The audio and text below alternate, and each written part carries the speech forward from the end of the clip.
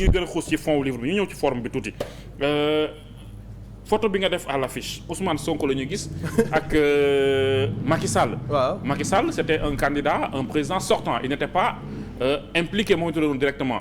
Ousmane Sonko non plus c'était pas le candidat donc on aurait attendu peut-être Bassirou Diomaye Faye ak Amadou Ba. Alors que comme que après élection yi nga ko def. pour qu'est-ce qui explique ces deux images. Cette image répond parfaitement au contexte puisque le 24 mars il a été élu un président de la République. Mais 10 ans auparavant il y a eu une bataille politique extrêmement rude entre le Benno Bokk Yaakaar et on va dire le PASTEF. Avant Yewwi après mais les deux personnalités politiques ñaari protagonistes yi c'était Ousmane Sonko face au président de la République Macky Sall.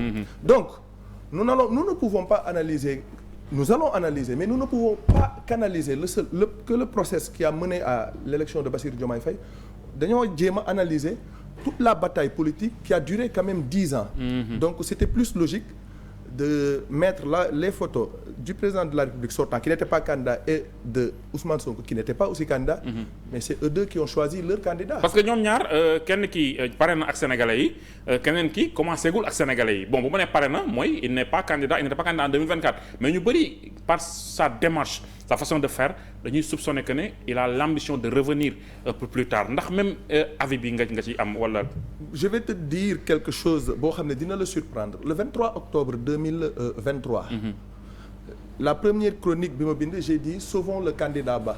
J'avais dit dans cette chronique que le président de la République j'avais déjà alerté le premier ministre Amadou Ba en disant qu'il était un primus inter pares, c'est-à-dire le premier d'entre ses pairs, c'était un exécutant et qu'il ne fallait pas qu'il continue d'être le premier ministre de la République du Sénégal. Fallait choisir entre être premier ministre de la République du Sénégal ou aller s'occuper de sa campagne électorale. Parce que gérer dëkk dafa metti quoi bu am en tant que chef du gouvernement moom lañ koy teg ci kawam te ça aura des répercussions mais mieux dans cette chronique donc qui date de on va dire 5 ou 6 mois avant l'élection présidentielle oui. J'avais dit que le président de la République Macky Sall qui était jeune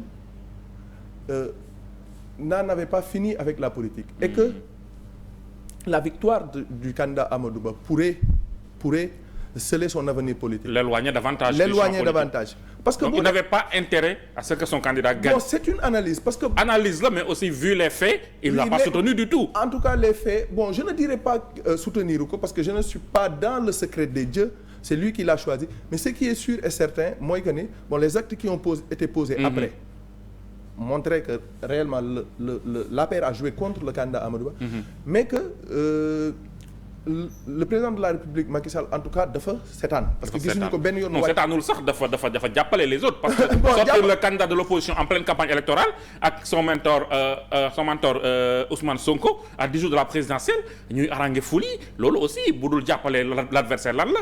Bon ce qui est évident ci question boobu mooy que ni le peuple voulait effectivement que les leaders politiques du PASTEF soient élargis de prison.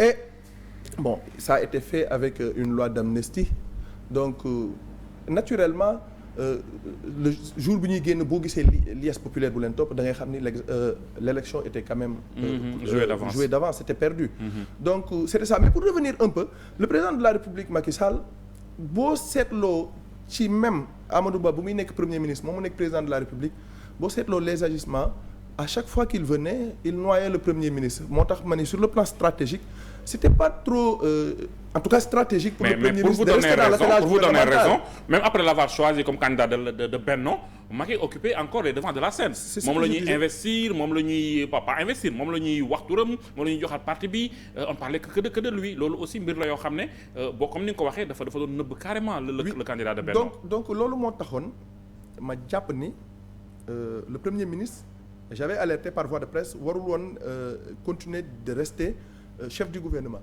mais même après élection présidentielle yi acte yu le président de la République sortant Macky Sall posé wane na ni qu'il n'en a pas fini avec la politique. Comme lan par exemple? Non parce que il a demandé il a confié le parti à Amadou Mame Diop je pense moom la ko dénk qui est un de ses fidèles lieutenants. Ensuite mu initier ay tournées pour remobiliser un peu ses troupes. muy woote téléphone c'est des actes politiques. Et il reste chef du parti. Et il reste chef du parti c'est des actes éminemment politiques il a repris son appareil politique. Maintenant xaw ma nag lan la bëgg et ce que l'avenir nous réserve en tout cas nous tous nous serons observateurs. Mais les actes posés en tout cas renseignent que il n'en a pas fini. Revenons